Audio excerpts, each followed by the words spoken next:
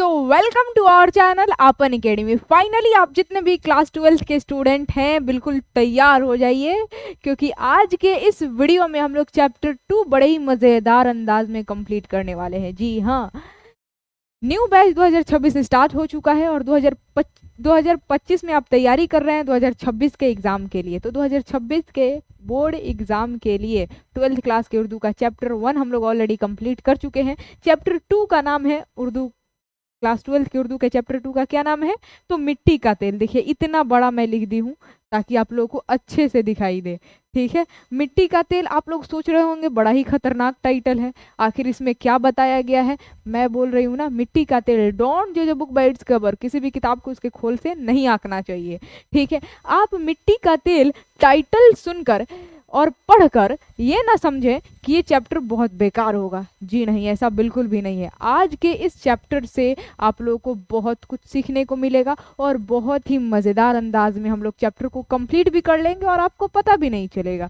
ठीक है, तो बी रेडी हो जाइए। और जैसा कि आप सभी को पता है कि उर्दू का तो अभी वीडियो अपलोड हो ही रहा है, साथ में अब हिंदी का भी वीडियो अपलोड होगा। और स्टे कनेक्टेड हो जाना है, वीडियो को लाइक शेयर दबा कर करना है। और क्योंकि आपन चैनल नया है, आपन चैनल यानी कि आपन एकेडमी, आपन परिवार नया है। ठीक है, तो आपन एकेडमी पर आप अभी ये वीडियो देख रहे हैं। आपन एकेडमी को अगर अभी तक आपने सब्सक्राइब नहीं किया है तो ज़रूर सब्सक्राइब करें, ताकि आने वाले हर एक वीडियो का नोटिफिकेशन और लाइव क्लास फ्यूचर में होगा तो उसका भी नोटिफिकेशन आप तक सबसे पहले पहुंचे। ठीक है, तो आई होप आपने लाइक शेयर वगैरह ज़रूर कर दिया होगा। चलिए आज की वीडियो की शुरुआत करते हैं और क्लास 12 की उर्दू का चैप्टर नंबर 2 जिसका नाम है मिट्टी का तेल, दूसरे चैप्टर का खात्मा करते हैं बहुत ही मज़ेदार अंदाज में। ठीक है, तो जैसा कि लिखा गया है यहाँ पर, न्यू बैच 2026 और बोर्ड एग्जाम 2026 के लिए न्यू बैच 2026 स्टार्ट किया गया है। ठीक है, टारगेट हम लोगों का है 95 प्लस, यानी कि 95 प्लस आपका आना चाहिए। ये टारगेट लेकर चलना है। तो चलिए अब आज के इस वीडियो की शुरुआत करते हैं और अच्छे तरीके से अब धीरे धीरे आराम आराम से समझेंगे, क्योंकि कोई हड़बड़ी नहीं है। आप लोग का एग्ज़ाम अभी 2026 में है, आराम आराम से पढ़ पढ़ के हम लोग कंप्लीट करेंगे, फिर भी समय बच जाएगा। ठीक है, तो आ जाइए 12th क्लास के उर्दू का चैप्टर नंबर 2, क्या नाम है? मिट्टी का तेल। जो कि ये क्या है? मजमून यानी कि निबंध है। किसी भी टॉपिक, किसी भी मौजू के ऊपर आप उसके बारे में मुकम्मल जानकारी लिख कर बयान कर दे रहे हैं तो उसी को कहा जाता है मजमून। ठीक है, आप इस कलम के बारे में मुकम्मल जानकारी लिख दिए कॉपी पर, एकदम उर्दू कवायद को ध्यान में रखते हुए इसके बारे में मुकम्मल जानकारी लिख देते हैं तो वो क्या कहलाएगा? मजमून कहलाएगा। किस पर मजमून? तो कलम, इस मुद्दे पर, यानी कि मुद्दा क्या है? कलम। तो इसी तरीके से किसी भी टॉपिक के ऊपर मजमून लिखने का मतलब क्या? उस टॉपिक के बारे में मुकम्मल जानकारी, सारी जानकारी लिख कर बयान कर देना ही क्या कहलाता है? मजमून कहलाता है। उसी तरीके से ये भी क्या है? एक मजमून है, निबंध। किसके ऊपर लिखा गया है? तो मिट्टी के तेल के ऊपर लिखा गया है। अब मैं आपको बता दूं ये चैप्टर क्यों इंटरेस्टिंग है, क्योंकि इसमें मिट्टी के तेल की क्वालिटी के साथ साथ मिट्टी के तेल की तो खूबियाँ बताई गई हैं, बहुत सारी ऐसी चीज़ें बताई गई हैं जिसकी जानकारी आपको होनी चाहिए और इन आगे आपको वीडियो में पता चलेगा। सबसे पहले जिससे सबसे ज़्यादा क्वेश्चन पूछा जाता है उनके बारे में समझते हैं। लेखक, लेखक उर्दू में क्या कहा जाता है? मुसन्निफ। तो ख्वाजा हसन नज़ामी ये क्या है? मुसन्निफ है। कौन है? मुसन्निफ। यहाँ पर लिखती हूँ। ठीक है, ये क्या है? लिख लीजिए आप लोग अपने कॉपी में। ख्वाजा हसन नज़ामी मिट्टी के तेल इस चैप्टर के मुसन्निफ यानी कि लेखक हैं। मुसन्निफ को क्या कहते हैं? लेखक कहा जाता है कि नहीं? अब क्योंकि ये एक मजमून है तो आप ख्वाजा हसन निज़ामी को, ये जो ख्वाजा हसन निज़ामी हैं, इनको आप क्या कह सकते हैं? मजमून निगार भी कह सकते हैं। क्यों? क्योंकि जो इंसान मजमून लिखता है, निबंध लिखता है, उसी को निबंधकार कहते हैं ना, यानी कि मजमून निगार कहते हैं। तो ये मजमून निगार भी कहलाएंगे। अगर क्वेश्चन पूछेगा कि मिट्टी का तेल मजमून के मजमून निगार कौन है, ऑप्शन में दिया रहेगा ख्वाजा हसन निज़ामी, धीरे से टिक करना है। या फिर अगर क्वेश्चन पूछता है कि मिट्टी का तेल इसके मुसन्निफ कौन है, तो मुसन्निफ भी कौन कहलाएंगे? तो ख्वाजा हसन निज़ामी ही कहलाएंगे। ठीक है, तो सबसे पहले मजमून निगार जो है ख्वाजा हसन निज़ामी, इनके बारे में जानते हैं और फिर हम लोग बढ़ेंगे ये बहुत ही ज़्यादा मज़ेदार चैप्टर की तरफ और समझेंगे आखिर इस चैप्टर में बताया क्या गया है। सबसे पहले ख्वाजा हसन निजामी के बारे में जानिए। इनकी पैदाइश हुई थी दिसंबर 1878 ईस्वी को। कहाँ पर? तो हजरत निजामुद्दीन औलिया दिल्ली। दिल्ली का आप लोग हजरत निजामुद्दीन औलिया देखे होंगे ना? नहीं देखे होंगे तो आप लोग, अब तो ऑनलाइन का ज़माना है, देख सकते हैं। ठीक, तो हजरत निजामुद्दीन औलिया में इनकी पैदाइश हुई थी और वही इनका आबाई मकान था, यानी कि मूल निवास आप कह सकते हैं, वो वहीं के थे। मूल निवासी कहाँ के थे? वहीं के, हजरत निजामुद्दीन औलिया। दिसंबर 1878 में इनकी पैदाइश हुई थी। ठीक है, इनके वालिद यानी कि पिताजी का नाम था सैयद आशिक अली। क्या नाम था? सैयद आशिक अली निजामी। और इनकी वालिदा यानी कि माँ का नाम था सैयदा चहेती बेगम। क्या नाम था? सैयदा चहेती बेगम। आई होप आप लोग को क्लियर दिख रहा होगा। अगर धुंधला दिखाई दे रहा है, छोटा छोटा दिखाई दे रहा है, तो आप लोग क्वालिटी बढ़ा लीजिएगा। अब तो 5G का ज़माना है, अनलिमिटेड आप लोग जो है ना डाटा का यूज़ कर सकते हैं। ठीक, तो क्वालिटी बढ़ा लीजिएगा। 1080 पिक्सल में देखेंगे, एकदम साफ और क्लियर दिखाई देगा। तो इनकी माँ का क्या नाम था? सैयदा चहेती बेगम। और चाहे तो आप जूम भी कर सकते हैं जहाँ पर मैं पॉइंट कर रही हूँ। और देखिए क्या हुआ था कि जब ये जो ख्वाजा हसन निज़ामी है, क्योंकि हज़रत निज़ामुद्दीन औलिया में पैदा भी हुए थे, तो इसी वजह से इनका नाम क्या रख दिया? ख्वाजा हसन निज़ामी। ठीक है, निज़ामुद्दीन औलिया से रिलेटेड इनका नाम रख दिया गया। और ख़ुद इनके पिताजी के नाम में भी क्या है? निज़ामी है। तो इसी वजह से इनका नाम क्या रख दिया गया? ख्वाजा हसन निज़ामी। और इनकी वालिदा जो सैयदा चहेती बेगम थी और इनके जो वालिद थे सैयदा आशिक अली निज़ामी, इन दोनों जन का इंतकाल हो गया था बचपन में ही। यानी कि जब अभी ख्वाजा हसन निज़ामी बच्चे ही थे तभी इनके वालिदैन का इंतकाल हो गया। तो क्वेश्चन पूछा जाता है, वालिदैन के इंतकाल के बाद ख्वाजा हसन निज़ामी की कफ़ालत किसने की? तो याद रखिएगा, उनके बड़े भाई सैयद हसन अली शाह। तो बड़े भाई का नाम इम्पोर्टेंट है। और वालिदैन ने ख्वाजा हसन निज़ामी का नाम रखा था कासिम अली। और ख्वाजा हसन निज़ामी के जो मामू थे ना, उनके मामू उनका नाम रखे थे अली हसन। तो आप लोग सोच रहे होंगे तो फिर इनका नाम ख्वाजा हसन निज़ामी किसने रखा? तो ख्वाजा हसन निज़ामी नाम रखने वाले वो महान शख्स पता है कौन है? वो है अल्लामा इकबाल। अल्लामा इकबाल ने ख्वाजा हसन निज़ामी का नाम ख्वाजा हसन निज़ामी रखा था। ठीक है, और इसी नाम से ये मशहूर भी हुए और जितना भी इन्होंने निबंध वगैरह जो कुछ भी लिखा ख्वाजा हसन निज़ामी से ही लिखा। ठीक है, सर्टिफिकेट वगैरह सब कुछ ख्वाजा हसन निज़ामी से ही बना। 18 बरस में इनकी शादी हो गई थी, यानी कि 18 साल के थे तब इनकी शादी हुई। किन से? तो सैयदा हबीब बानो से। लेकिन कुछ सालों के बाद सैयदा हबीब बानो का इंतकाल हो गया, तो फिर उन्होंने दूसरी शादी किया था सैयदा महमूदा बानो से। ठीक है, इनका एक रिसाला याद रखिएगा जिसका नाम है निज़ामुल मशाइख पत्रिका।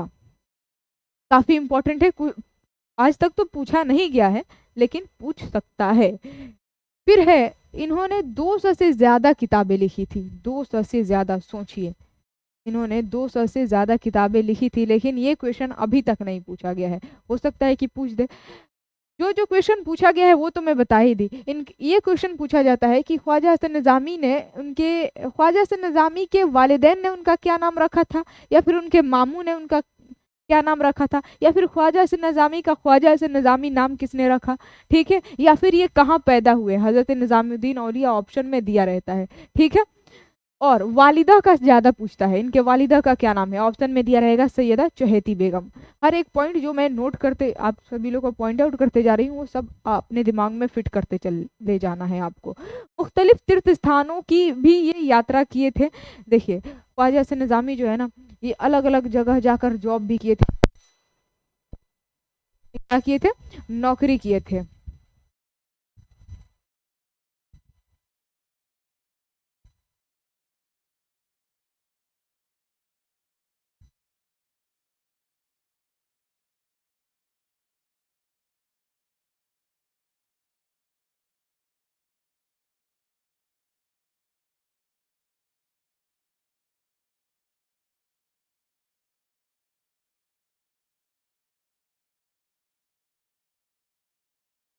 सॉरी, थोड़ा सा लाइट फ्लक्चुएट करने की वजह से ना ये बीच बीच में थोड़ा सा स्मार्ट बोर्ड जो है ना वो बंद हो जाता है, तो इसके लिए I am really sorry, but क्या ही किया जा सकता है। ये जब लाइव लो फिर भी बंद होता है। हालांकि इसमें बहुत सुधार किया गया है। और फिर जो मिस्त्री थे वो आए भी थे, बोले कि ठीक हो जाएगा। अब देखिए कब तक ठीक होगा। टेक्निकल टीम को बुलाया गया था ठीक करने के लिए, फिर भी धीरे धीरे खुल रहा है। तब तक मैं क्या बता रही थी, हाँ, तो ख्वाजा हसन निज़ामी जो है ना वो अलग अलग जगह पर जाकर नौकरी किए थे, ठीक है, मुख्तलिफ जगहों पर जाकर, मुख्तलिफ पोस्ट पर जाकर नौकरी किए थे और अलग अलग लोगों से मिले थे। हालांकि इनकी ज़िंदगी में बहुत सारी परेशानियां भी आई थी, लेकिन ये अपनी ज़िंदगी की परेशानियों से कभी घबराए नहीं, उनसे डट कर ये सामना किए थे और हर एक ज़िंदगी की परेशानियों से लड़कर उससे बाहर निकले थे, ठीक है। तो ये इनकी सबसे बड़ी बात थी। अब देखिए तब तक ये खुल भी गया, आगे मैं बताती हूँ। इनकी तसनीफ वगैरह को याद रखना है, आप लोगों के एग्जाम में पूछा जाता है, ठीक है।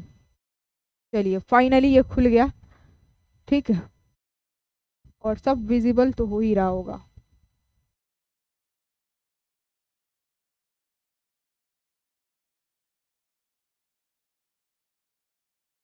बहुत जल्द ये प्रॉब्लम ठीक हो जाएगा। टेक्निकल जितने भी टीम है ना उनका कहना था कि ठीक हो जाएगा, कुछ दिन में, कुछ दिन लगेगा इसको ठीक होने में।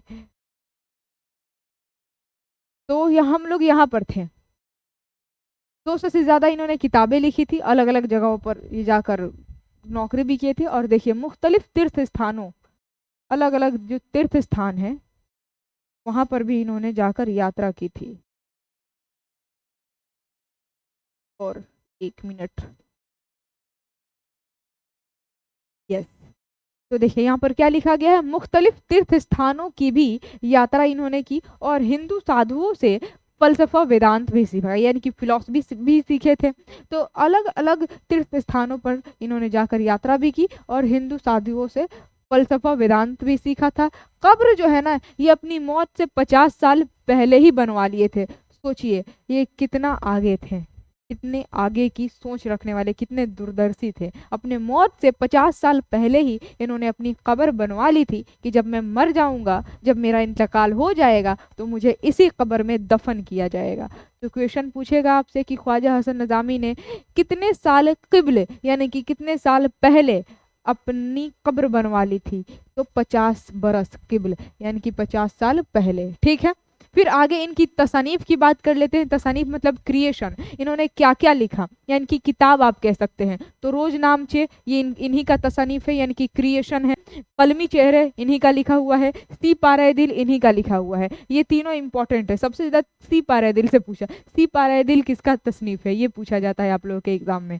तो वो किसका है, तो ख्वाजा हसन निज़ामी का है। फिर इन्होंने एक सवाना भी लिखा था, बायोग्राफी निज़ामी बनसूरी के नाम से, हजरत निज़ामुद्दीन औलिया के ऊपर, ठीक है। और लास्ट में इनका इंतकाल हो गया था 31 जुलाई 1955 ईस्वी को। और फाइनली यहाँ पर हो जाता है ख्वाजा हसन निज़ामी के बारे में सारा डिटेल्स कंप्लीट।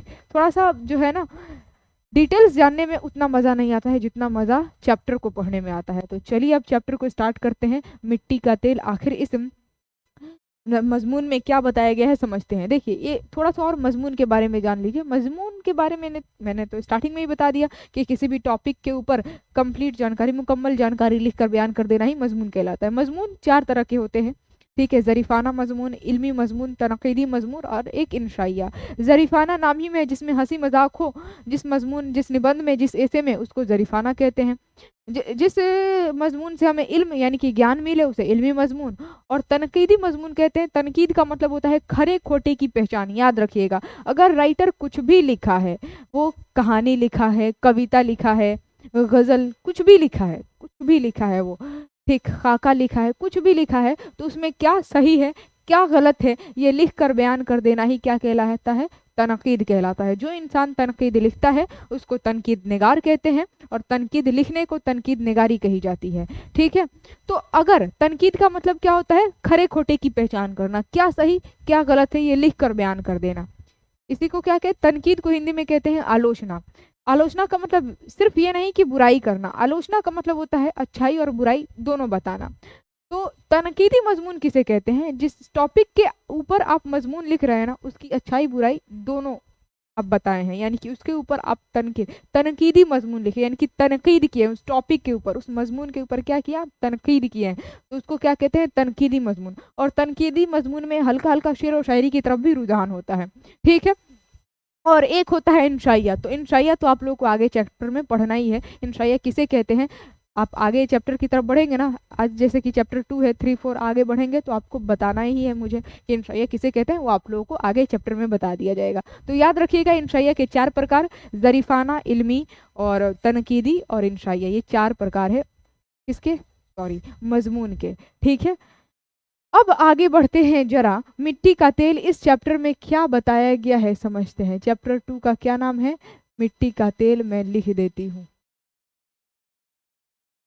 ये है चैप्टर 2 मिट्टी का तेल। स्टार्टिंग में सबसे पहले ख्वाजा हसन निजामी लिख रहे हैं, लिखे हैं क्या लिखे हैं कि इस दुनिया में खुदा ने 4 अंसुर बनाए, यानी कि 4 तत्व बनाए हैं, आग, हवा, पानी और खाक। मिट्टी के तेल, इस चैप्टर के राइटर कौन है, ख्वाजा हसन निजामी। तो स्टार्टिंग में इस मजमून के निबंध के स्टार्टिंग में लिखे हैं ख्वाजा हसन निजामी कि खुदा ने इस दुनिया में 4 अंसुर पैदा किए हैं, यानी कि 4 तत्व पैदा किए हैं, आग, हवा, पानी और खाक। खाक का मतलब होता है मिट्टी, मिट्टी कहिए या फिर खाक कहिए, बात एक ही है। ठीक है, तो आग, हवा, पानी और खाक, इन चारों में जिसको सबसे ज्यादा हकीर और जलील समझी जाती है ना, वो है खाक यानी कि मिट्टी। ये वही खाक है, ये वही मिट्टी है जो कि पानी के बहाव के साथ बह जाती है, हवा के झोंके के साथ उड़ जाती है, आग की तमाजत यानी कि गर्मी से झुलस जाती है, और ये वही मिट्टी है जिसे इस दुनिया के तमाम मखलूक अपने पांव से रौंदते हैं, लेकिन फिर भी ये मिट्टी उफ तक नहीं करती है। जाकर इससे पूछो तो उल्टा में ये खुदा का शुक्रिया अदा करती है कि खुदा ने मेरा जो है ना वजूद इतना बड़ा बनाया, मेरा मर्तबा इतना बड़ा बनाया है कि हर चीज़ का खमीर मुझसे है, यानी कि जो कुछ भी इस दुनिया में चीज़ है ना, वो किससे पैदा हुआ है, मिट्टी से पैदा हुआ है, और अगर मिट्टी ना रहे तो वजूद ही मिट जाएगा इस दुनिया के तमाम लोगों का। ठीक, तो यहाँ पर मिट्टी जो है ना, इससे जाकर पूछो तो ये क्या करती है, खुदा का शुक्रिया अदा करती है कि खुदा ने मेरा मर्तबा इतना बुलंद बनाया है, मेरा मर्तबा इतना बड़ा बनाया है कि हर चीज़ का खमीर मुझसे है। ठीक है, अब देखिए यहाँ पर क्वेश्चन पूछा जाता है कि मिट्टी जो है इस पर हमें तरस क्यों आता है। तो तरस इसलिए आता है, ये सब्जेक्टिव में पूछेगा कि मिट्टी जो है ना इस पर हमें तरस क्यों आता है, तो क्यों, क्योंकि आग की तमाजत यानी कि गर्मी से झुलस जाती है, आग की तमाजत यानी कि गर्मी से झुलस जाती है, हवा के झोंके से उड़ जाती है, पानी के बहाव से बह जाती है। ठीक है, तमाम मखलूकात इस दुनिया में जितने भी प्राणी हैं अपने पैर से रौंदते रहते हैं मिट्टी को, तो इस वजह से हमें मिट्टी की बेचारगी और जिल्लत पर तरस आता है। यही एक लाइन है जो देकर आपसे क्वेश्चन पूछेगा कि हमें मिट्टी की बेचारगी और जिल्लत पर क्यों तरस आता है। तो आप अपने हिसाब से आंसर लिख सकते हैं, क्यों तरस आता है। आप खुद देख रहे हैं कि एक मिट्टी है जिस पर हम लोग चलते हैं, इसमें जो है ना खोदते हैं, जो भी एक, आप सोचिए जब कल लगता है तो कितना अंदर तक इसको जो है ना पाइप डाला जाता है, सोचिए तो मिट्टी को कितना हम लोग दर्द देते हैं। जितना भी कारखाने सब कुछ जो बनता है, सब कुछ इस दुनिया का जो जितना भी सामान है वो उसका आधार क्या है, मिट्टी। मिट्टी ना रहे तो सब कुछ खत्म। फिर है, अब आगे क्या बताया गया है इसमें जो है ख्वाजा हसन निजामी इस मजमून में आगे लिखे हैं कि अब ये जो मिट्टी है, ये जो खाक है, इसकी तह में, मिट्टी के तह में नायाब खजाने कुदरत ने छुपा रखे हैं। सही बात है, इस मिट्टी के तह में खुदा ने नायाब खजाने छुपा रखे हैं। हीरे जवाहरात जितने भी धातु है सब मिट्टी के तह में ही तो हमें मिलते हैं। ठीक है, तो इस मिट्टी के तह में नायाब खजाने कुदरत ने छुपा कर रखे हैं, जिसे इस्तेमाल में लाकर इंसान आदमी कहलाता है। ठीक है, और इसी में बताया गया है कि इसी मिट्टी के तह में एक चिकना और बदबूदार पानी है जिसको मिट्टी के तेल के नाम से हम जानते हैं। अब आ गई मिट्टी के तेल की बात फाइनली। इसमें किस तरीके से बात घुमा घुमा कर लेकर गए हैं ख्वाजा हसन निजामी, आप तो देख ही रहे हैं। सबसे पहले मिट्टी की बेचारगी और जिल्लत पर तरस आता है, ये बात बताए हैं। फिर मिट्टी का मर्तबा के बारे में बताए हैं। फिर मिट्टी की तह में नायाब खजाने कुदरत ने छुपा रखे, ये सब कुछ बताए हैं। और फिर बता रहे हैं कि इसी मिट्टी की तह में जो है ना एक चिकना और बदबूदार पानी है जिसको हम मिट्टी के तेल के नाम से जानते हैं। अब मिट्टी का ये जो तेल है, आई होप आपने देखा होगा और सूंघा भी होगा, बहुत बदबूदार होता है। हालांकि मिट्टी का तेल इसका जो बदबू होता है ना, बहुत सारे लोगों को पसंद भी होता है, सूंघना पसंद करते हैं। जिस तरीके से कोई भी मोटरसाइकिल स्टार्ट कर दो, बाइक स्टार्ट कर दो, पीछे से जो पीछे से जो धुआं निकलता है, बहुत सारे लोग, लगभग लोगों को पसंद नहीं आता है, बदबू करता है बहुत ज़्यादा। लेकिन कुछ लोग होते हैं जिनको वो धुआं बहुत ज़्यादा पसंद होता है।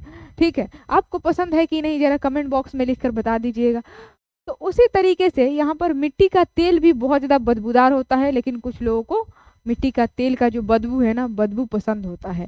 ठीक है, तो मिट्टी का तेल का कंपैरिजन कराया गया है चंबेली और मोतिया के तेल से। तो इसमें ख्वाजा हसन निज़ामी बताए हैं कि देखो, मिट्टी का तेल और चंबेली और मोतिया का तेल में अगर कंपटीशन कराया जाए तो खुशबू के एतबार से, खुशबू के लिहाज से चंबेली और मोतिया का तेल जीत जाता है। क्यों?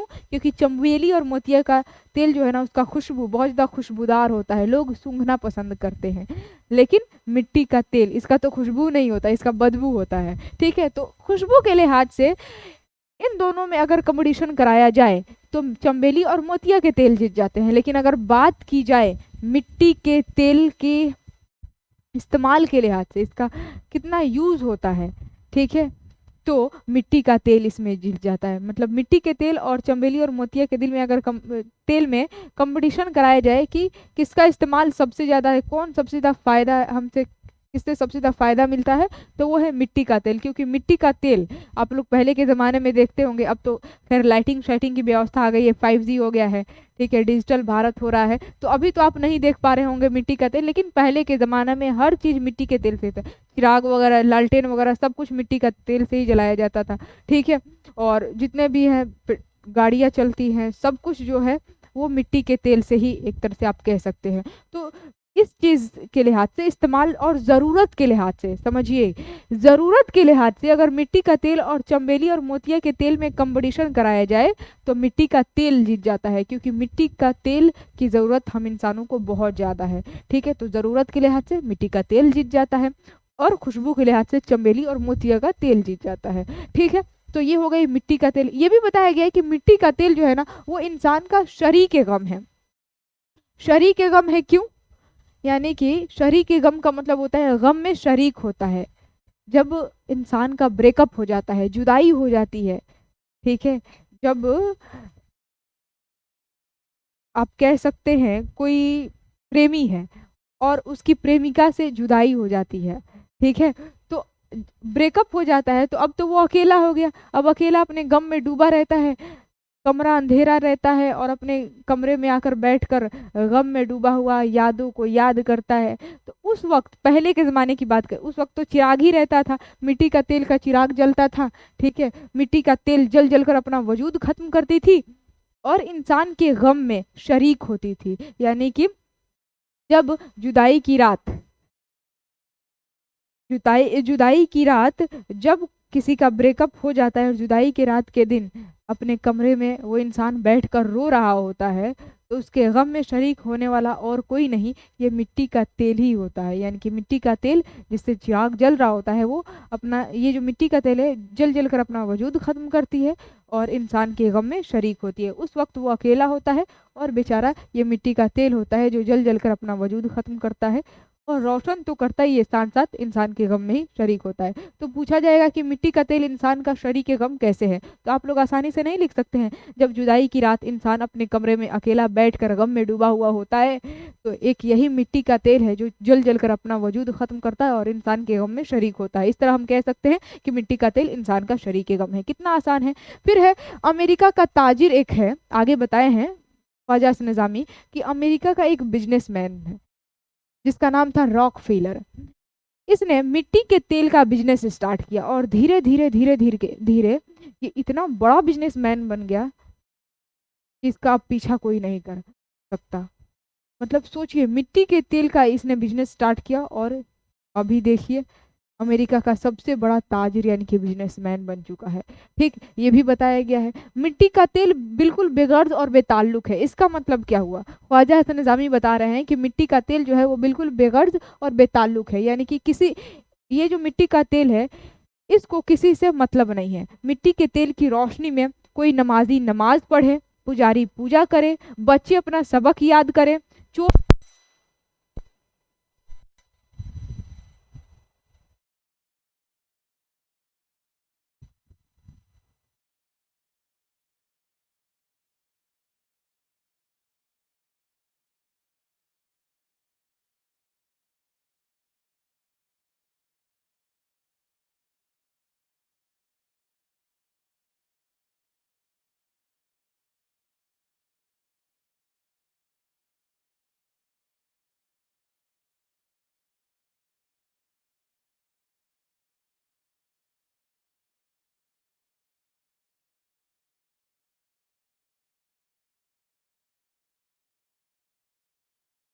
चलिए, तो ये बीच में फिर से एक बार और फ्लक्चुएट कर गया, ये हो गया 2 बार।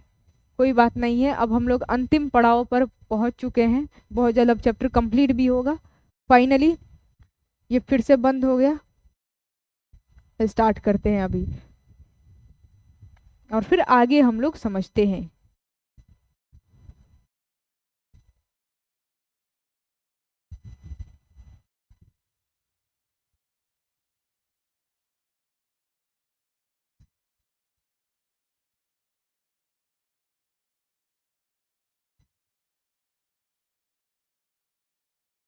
यस, आ गया आ गया। तो हम लोग कहाँ पर थे, यहाँ पर थे। अमेरिका का जो ताजिर था, बिजनेसमैन, जिसका नाम था रॉकफिलर, इसने मिट्टी के तेल का ही तजारत स्टार्ट किया, बिजनेस स्टार्ट किया और धीरे धीरे एक बहुत बड़ा बिजनेसमैन बन गया, ये बताया गया है। फिर आगे यहाँ पर बताया गया है क्या, कि मिट्टी का तेल बिल्कुल बेगर्द और बेताल्लुक है, यानी कि इसको कोई मतलब नहीं है कि इसकी रोशनी में क्या हो रहा है, इससे इसका कोई मतलब नहीं है। बस मिट्टी के तेल का काम है रोशनी देना।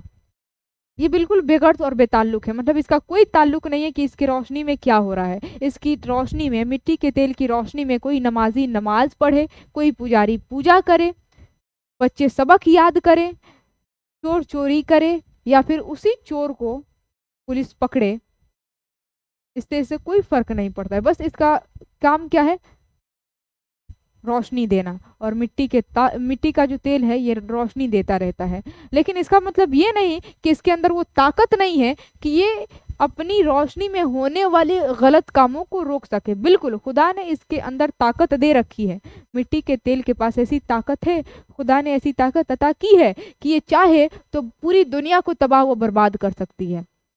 ये अपने रोशनी में होने वाले गलत कामों को रोक सकती है, इसके अंदर है ये ताकत, लेकिन ये सुलह की पॉलिसी को अपनाती है। ये सिर्फ अपने अच्छी ताकतों का इस्तेमाल करती है, ठीक है। इसी तरीके से इंसान को भी होना चाहिए कि इंसान के अंदर भी अच्छी और बुरी ताकतें होती हैं, लेकिन इंसान क्या करता है, ज्यादातर अपनी बुरी ताकतों का इस्तेमाल करता है। अब मान लीजिए कभी कभी आप अपने अब्बू पर या फिर अम्मी पर चिल्ला देते होंगे, कभी कभी ऐसा तो होता है। बहुत सारे ऐसे स्टूडेंट होते हैं जो अपने अब्बू अम्मी पर डांट कर बोल देते हैं या फिर गुस्सा होकर बोल देते हैं, चिल्ला कर बोल देते हैं।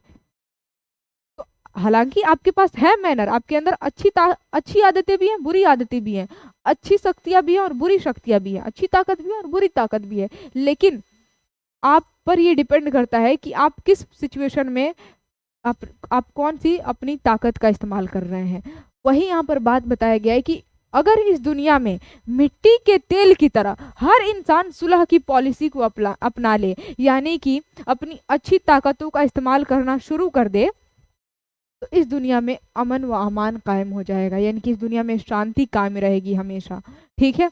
तो वही बताया गया है कि मिट्टी का तेल जो है ना, बिल्कुल बेगर्ज और बेताल्लुक है, इससे इसका कोई मतलब नहीं है कि इसकी रोशनी में क्या हो रहा है, लेकिन इसका मतलब ये नहीं कि इसके पास ताकत नहीं है। अपनी रोशनी में हो रहे गलत कामों को ये रोक नहीं सकता, बिल्कुल रोक सकता है, लेकिन ये सुलह की पॉलिसी को अपनाता है, अपनी अच्छी ताकतों को काम में लाता है, ठीक है, जिससे इंसान अपने जीवन में आगे बढ़े, जिंदगी में आगे बढ़े, ठीक है। उसी तरीके से हर एक इंसान को होना चाहिए, इस दुनिया में जितने भी लोग हैं, हर एक इंसान को अपनी अच्छी ताकतों का इस्तेमाल करना चाहिए, ठीक है। और फाइनली यहाँ पर ये चैप्टर कंप्लीट होता है। अब आप सभी लोग, आप जितने भी स्टूडेंट हैं, आपको ये चैप्टर नंबर 2 समझ में आया कि नहीं, कमेंट बॉक्स में लिखकर बताना है। और साथ में अगर ये चैप्टर नंबर 2 आपको समझ में आया है, समझ में आया है ना, मिट्टी का तेल ये समझ में आया है, तो अगर समझ में आया है तो बताइए इस चैप्टर नंबर 2 मिट्टी का तेल, इस मजमून से आपको क्या सीख मिलती है, इस चैप्टर से आपको क्या सीख मिलती है, ये आपको कमेंट बॉक्स में लिखकर बताना है, ठीक है। और साथ में जो लोग वीडियो को लाइक नहीं किए हैं, लाइक करेंगे, शेयर कर देंगे, अपने स्टेटस पे डालेंगे, शेयर टू ऑल लिखेंगे, जिस ग्रुप में आप जुड़े हुए हैं उस ग्रुप में आप सभी लोग शेयर कर दीजिएगा। और जो लोग चैनल पर नए नए आए होंगे, तो क्योंकि अपना जो चैनल है, अपन जो एकेडमी है, आपन एकेडमी, ये बिल्कुल नया है, तो आपन एकेडमी को आप सभी लोग सब्सक्राइब कर लें, ठीक है। और टू गेट पीडीएफ, इसका पीडीएफ जो है ना, ओ माय गॉड, यहाँ पर थोड़ा सा गलत टाइप हो गया है, रुकिए, इसको मैं अभी सही करूंगी, ठीक है। ये थोड़ा सा गलत हो गया है, या फिर पीडीएफ के लिए यहाँ पर नया लेकर बता देती हूँ। देखिए, पीडीएफ के लिए आपको जो है ना, आपन एकेडमी ज्वाइन करना होगा। आपन एकेडमी, आपन एकेडमी टेलीग्राम पर सर्च करेंगे आपन एकेडमी। आई होप आप लोग के मोबाइल में टेलीग्राम ऐप होगा, अगर नहीं है तो टेलीग्राम ऐप जो है ना को क्या कर लीजिए, डाउनलोड कर लीजिए, इंस्टॉल कर लीजिए। ऐसे दिखाई देता है का लोगो टेलीग्राम का, ठीक है। जैसे ही डाउनलोड कर लेंगे आपके मोबाइल में, या तो पहले से होगा या फिर डाउनलोड कर लीजिएगा और सर्च करेंगे उस पर आपन एकेडमी, तो आपको आपन एकेडमी, आपन परिवार का लोगो दिखाई दे देगा, ठीक है। अगर आपको नहीं दिखाई देता है तो कोई दिक्कत नहीं है, इसी वीडियो के डिस्क्रिप्शन में मैंने आपन एकेडमी का टेलीग्राम लिंक डाल दिया है, क्योंकि बहुत सारे ऐसे स्टूडेंट हैं जिनको आपन एकेडमी टेलीग्राम पर सर्च करने पर नहीं दिख रहा है, नहीं शो कर रहा है। इनफैक्ट मैं भी खुद कोशिश की, सही बात है, नहीं शो कर रहा है। तो इसी वजह से मैंने क्या किया है कि इसी वीडियो के डिस्क्रिप्शन में आपन एकेडमी का टेलीग्राम लिंक जो है ना डाल दिया है। तो आप डिस्क्रिप्शन को खोलिए, जैसे ही टाइटल पर क्लिक करेंगे डिस्क्रिप्शन बॉक्स खुल जाएगा और टेलीग्राम लिंक लिखा होगा आपन एकेडमी टेलीग्राम लिंक, आप उस पर क्लिक करेंगे, आसानी से आप टेलीग्राम ऑफिशियल टेलीग्राम पर पहुंच जाएंगे, उसको ज्वाइन कर लीजिएगा, वहीं पर आपको पीडीएफ दिया जाएगा। और फाइनली यहाँ पर चैप्टर कंप्लीट हो गया। बताइए आप सभी लोग खुश हैं ना। अब हम लोग मिलेंगे अगले चैप्टर में, अगले वीडियो में, चैप्टर नंबर 3 के साथ। चैप्टर नंबर 3 का क्या नाम है, बाज़ पुराने लफ्ज़ों की नई तहकीक। लंबा चौड़ा नाम लग रहा है ना, लग रहा है ना, बहुत ज़्यादा टफ है, लेकिन यकीन मानिए बहुत आसान लगेगा। अब चैप्टर 3 का आप लोग इंतजार कीजिए, बहुत जल्द वीडियो अपलोड होगा, ठीक है। और हार नहीं मानना है, इस बार 2026 में जो एग्जाम होगा ना 95 प्लस, ये गांठ बांध लीजिए, 95 प्लस उर्दू में आना ही आना चाहिए। 97 98 तक स्टूडेंट लेकर आए हैं इस बार 2025 में, तो आपको तो 99 लाना चाहिए, ठीक है। तो चलिए इसी के साथ मैं आप सभी लोगों से विदा लेती हूँ। हंसते रहिए, मुस्कुराते रहिए, खेलते रहिए, खिलाते रहिए, स्वस्थ रहिए, मस्त रहिए और खिलखिलाते रहिए। वीडियो को लाइक शेयर वगैरह करते रहिए। बाय बाय, टेक केयर, जय हिंद और खुदा हाफिज।